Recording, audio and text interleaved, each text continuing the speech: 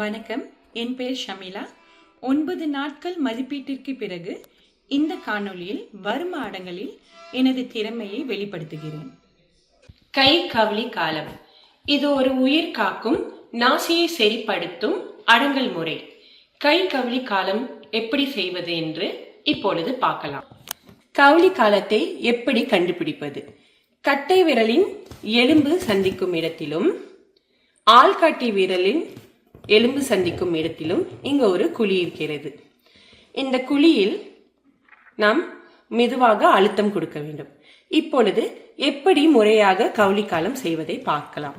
நமது கட்டை விரலை அவர்களின் கட்டை விரலோடு வைத்துக் கொள்ள வேண்டும். மீதம் இருக்கும் விரல்களை வரிசையாக அடுக்கி வைத்து இந்த 3வது விரல் இந்த சந்திக்கும் குழியில் நம்ம இப்படி அடுக்கி வைத்துக்கொண்டு 3 வாட்டி மிதமான அழுத்தத்துடன் அழுத்த வேண்டும். 1 2 3 அழுத்திவிட்டு தடவி விட வேண்டும். இது ஒரு இரட்டை கை செய்யும் முறை. அதாவது இடதில் செய்தால் வலதிலும் செய்ய வேண்டும். வலதிலும் அதே மாதிரி கட்டை விரலை கொண்டு பிடித்துக்கொண்டு 3 விரல்களையும் மற்ற விரல்களையும் வரிசையாக அடுக்கி வைத்து 3வது விரலை குழியில் வைத்து மிதமான அழுத்தத்துடன் 1 2 3 கொடுத்துவிட்டு தடவி விட வேண்டும். கை காவலி காலம் அடங்கல் முறை என்பது ஒரு அவசர சிகிச்சை முறையாகும். உடலின் நாடி ஓட்டம் மற்றும் உயிர் சக்தியை சமநிலையில் மீட்டெடுக்க உதவும் ஒரு முறையாக இது கருதப்படுகிறது. உடலில் தளர்ச்சி ஏற்பட்டிருந்தாலோ அல்லது மயக்க நிலையில் ஒருவர் இருந்தாலோ உடலில் குளிர் தன்மையிலிருந்து அதாவது ஜன்னி வரும் அளவிற்கு போகும் பொழுது உடலில் வெப்பநிலையை பரவுவதற்காக நாம் கவளிக்கால அடங்கல் முறையை கையாளலாம். பொதுவாக பயன்படுத்தும் நிலைகள்: பல்வலி, கண்வலி, தலைவலி. உடலில் அநேக வலிகளுக்கும் கவளிக்கால வர்மத்தை நாம் பயன்படுத்தலாம். மற்றபடி தாடை இறுக்கம், கழுத்து வலி, மன அதிர்ச்சி அல்லது பயம், சில நரம்பு தொடர்பான லேசான அசௌகரியங்களுக்கும் நம் கவளிக்காலம் முறையை பயன்படுத்தலாம். செய்யக்கூடாத நிலைகள் என்றால் பாம்பு கடி, தேள் கடி, நச்சு உயிரினங்களின் கடி அல்லது கொட்டு, கடுமையான காய்ச்சல், மயக்கம் அல்லது உணர்விழப்பு, திறந்த காயங்கள், எலும்பு முறிவு, அவசர மருத்துவ நிலைகள். இது போன்ற எந்த நிலையிலும் நம் கவளிக்காலம் செய்யக்கூடாது.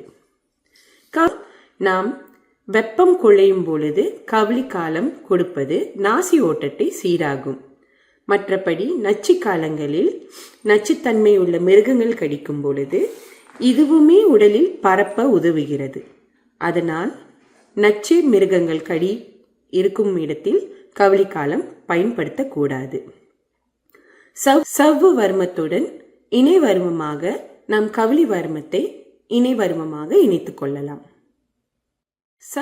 கை கவளி காலம் செய்த பிறகும் உடனடியாக எழுந்து செல்லாமல் சிறிது நேரம் அவருடைய நிலையை மீண்டும் கவனிக்க வேண்டும். வலியின் தன்மை மாறியுள்ளதா, கை மற்றும் உடல் தளர்ந்துள்ளதா, மூச்சு இயல்பாக இருக்கிறதா, புதிய அறிகுறி ஏதாவது தோன்றுகிறதா? இவ்வாறு செய்வதற்கு முன், செய்யும் போது, செய்த பிறகு என 3 நிலைகளிலும் கவனிப்பதே முக்கியம். மேலும் ஒரு முக்கியமான விஷயம்: பாம்பு கடி, தேள் கடி அல்லது விஷ உயிரினங்களின் கடி. கை கவளி காலம் அடங்கல் செய்து நேரத்தை வீணாக்காதீர்கள். விஷக்கடி என்பது அவசர மருத்துவ நிலை. உடனடியாக மருத்துவமனைக்கு கொண்டு செல்ல வேண்டும். ஆகையால் கவளிக்கால அடங்கல் முறையின் பயன்களை நாம் அறிந்தோம் என்றால், இந்த அடங்கல் உடல் தளர்ச்சி மற்றும் ஓய்வை அளிக்க உதவுகிறது மற்றும் மன அழுத்தம், பதற்றம் இவற்றை குறைக்க உதவுகிறது. உடலின் விழிப்புணர்வை அதிகரிக்கவும் பயன்படுத்துகிறது. செய்யக்கூடாத நேரங்கள் எப்பொழுது என்றால், ஒருத்தரை நன்றாக நம் நோக்கி கவனித்தோம் என்றால், அதிக காய்ச்சல் இருக்கிறதா அவருக்கு, அப்பொழுது செய்யக்கூடாது. கடுமையான உடல் வலி அல்லது அவசர மருத்துவ நிலை இருக்கும் போதும் இந்த அடங்கலை நாம் செய்யக்கூடாது. மதுபானம் அல்லது போதைப் பொருள் உட்கொண்டிருந்தால் அப்பொழுதும் இதை நாம் செய்யக்கூடாது. இறுதியாக, மிகவும் பசி அல்லது மிகுந்த வயிறு நிரம்பிய நிலையிலும் செய்யக்கூடாது. யாருக்கு இந்த கவுளிக்கால அடங்கல் முறையை செய்யக்கூடாது என்று கவனிக்கலாம். கர்ப்பிணி பெண்கள், சமீபத்தில் அறுவை சிகிச்சை செய்தவர்கள், எலும்பு முறிவு அல்லது திறந்த காயம் உள்ளவர்கள், கடுமையான இதய நோய் அல்லது பிற தீவிர மருத்துவ நிலை கொண்டவர்கள் இந்த முறையை இவர்களுக்கு செய்யக்கூடாது.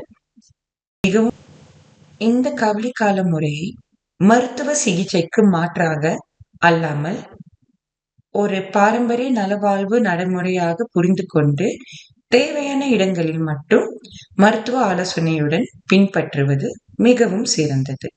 மிக்க நன்றி.